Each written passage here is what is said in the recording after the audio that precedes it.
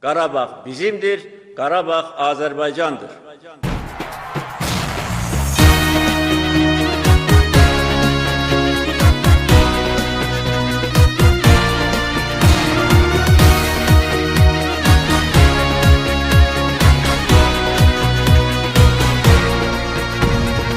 Yiğitler gösterer her zaman hüner, gözlerin kırpmadan eyleyer nezer.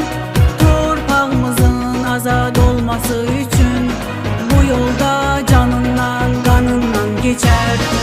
Yiğitler gösterer her zaman hüner, gözlerin kırpmadan eyleyer nezer. Torpağımızın azad olması için